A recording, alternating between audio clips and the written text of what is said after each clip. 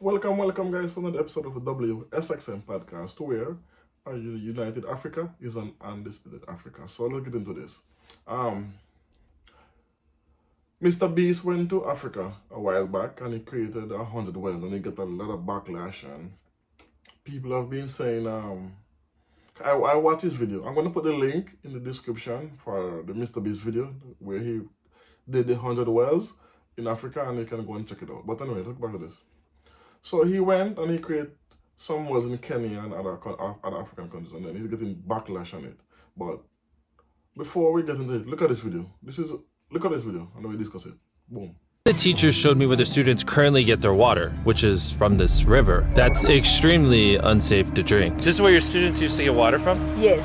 This is crazy. Yeah. You know, students complaining of diarrhea, infections like typhoid, because this is the water we've been using. So we try to treat, but you see, look at it, but at the end of the day, life has to move on. You have to get some water anyway. This situation is obviously extremely sad. These children's lives are being limited and sometimes cut short from being forced to drink unsafe water. But at least for this village, we're gonna put an end to it right now. I don't think this John's gonna fit. I have a big head. Let's see if we can find some water.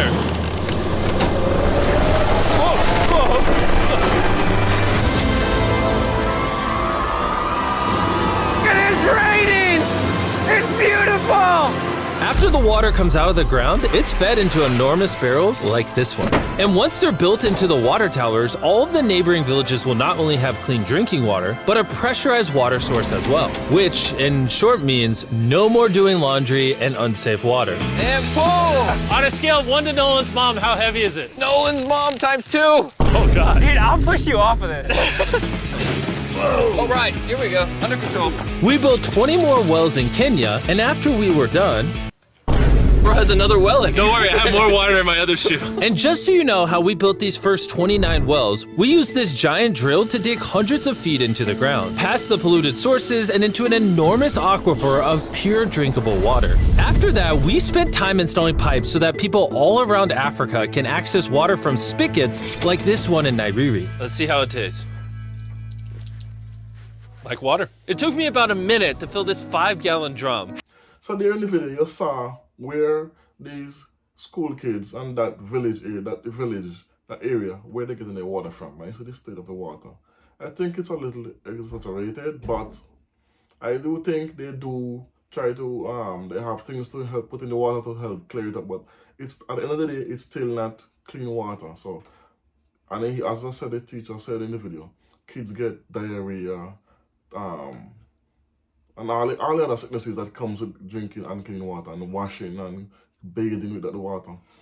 And for those of who is criticizing Mr. Beast, especially black people, oh, he's a white man coming to get as a savior, coming to Africa to help the poor people and then making money off them by exploiting them because he using this video.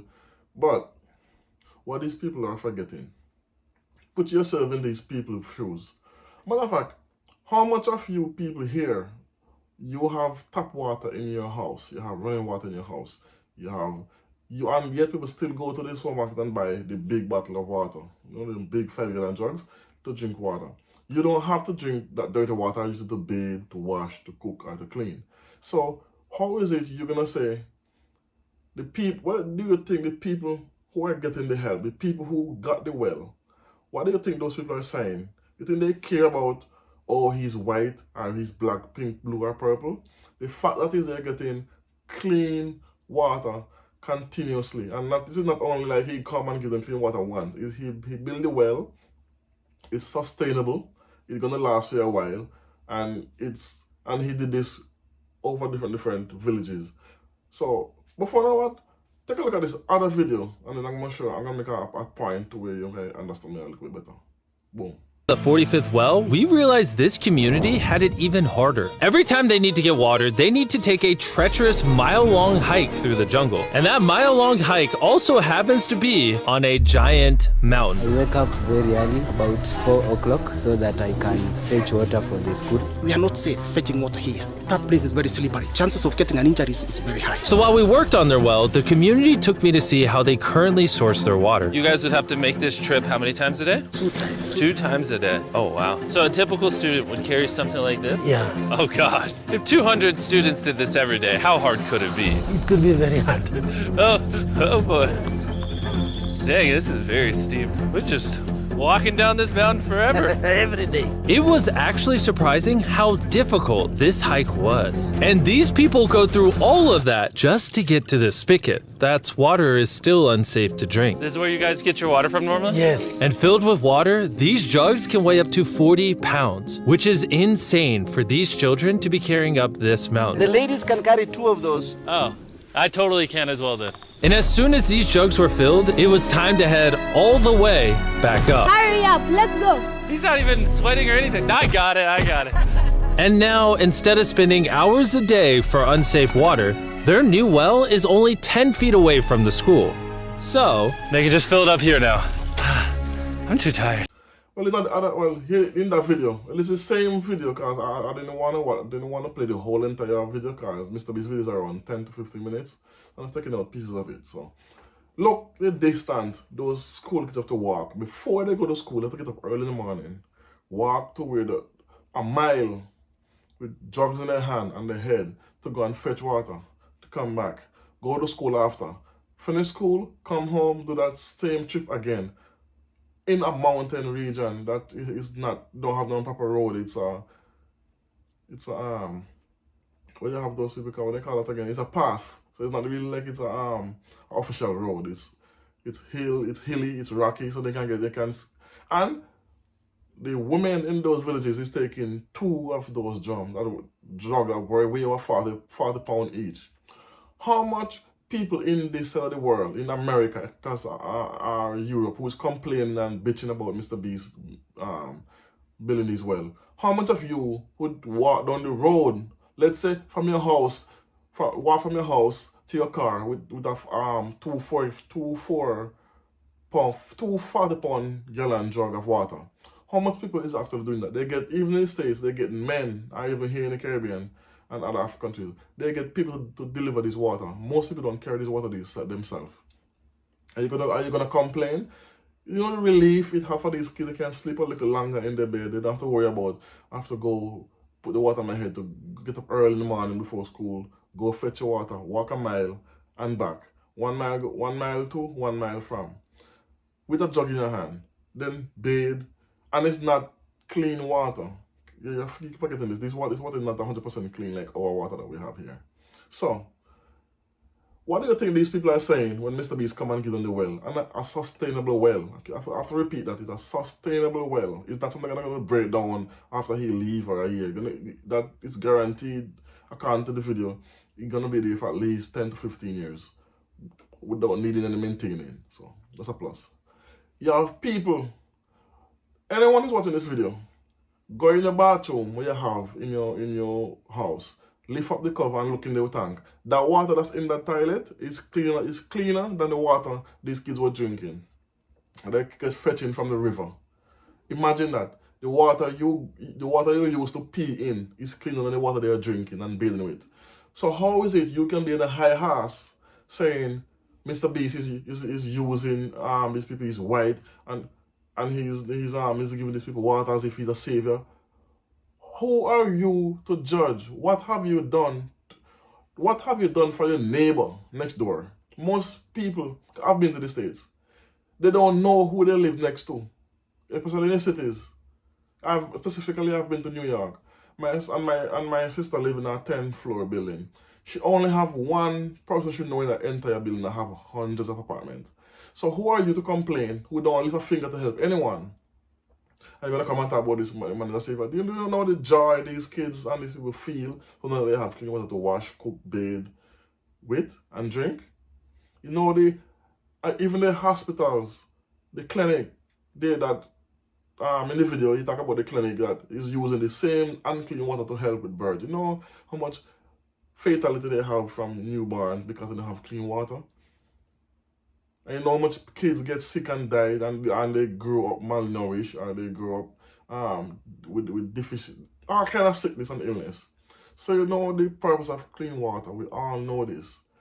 So why would people bash the man? And matter of fact, how many times I hear people say that rich people must give back, or white people come to the continent and reap the benefits of the continent and leave. But now you have a white man who have the money, go there, create 100 wells. Do you think if he had donated this money to any NGOs on the continent, he'd get this done?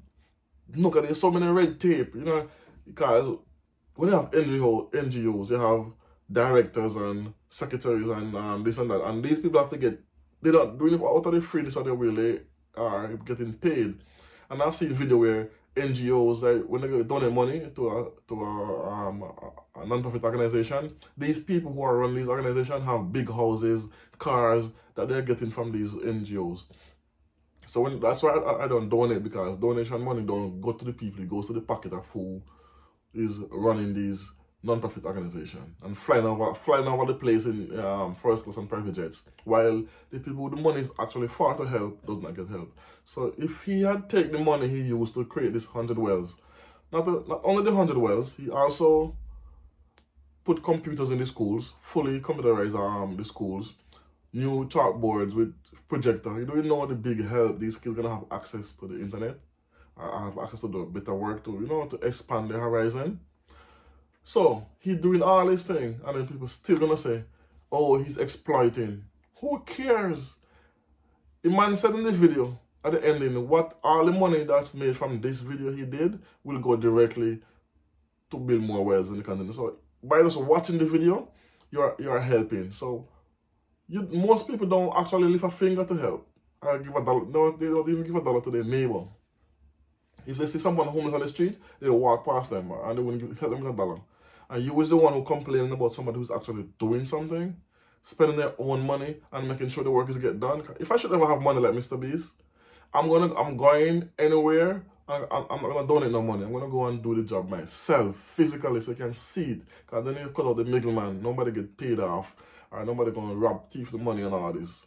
So this, what Mr. Beast did was, whether it's genuine or not, it's a good operation he did to create 100 wells on the continent. And I hear people also saying it made the government look bad. No, it doesn't make the government look bad, because the government cannot help every single citizen individually. The government had the whole country to run. There's a multitude of things they have to keep up to date to make sure the country is run. I'm not saying they're doing a great job, but I cannot blame them for certain areas, rural areas, to not have livable circumstances. Because even developed countries, as I said, I've been to the States, I've been to France. And even in France, they have ghetto areas that, I'm saying, it's horrible. Yeah, in the States have how much millions of homeless people. In the States, as a first world country and one of the richest countries in the world, and also the most powerful country in the world, has homeless people. Why now what are they going to say, Americans, why the American government does not help these homeless people? Or even help their own veterans, because most of the time these veterans are homeless. So you cannot blame a government for every single thing in the country. If where you can help, you give a helping hand. And this is what Mr. Beast did.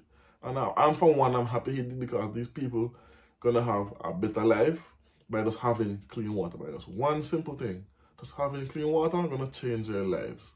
Because they want you to stop from getting ill, you give them a more relief. The immune system is gonna get stronger because they have the proper nutrients going through the body from clean water, not toxic water or water they have to purify.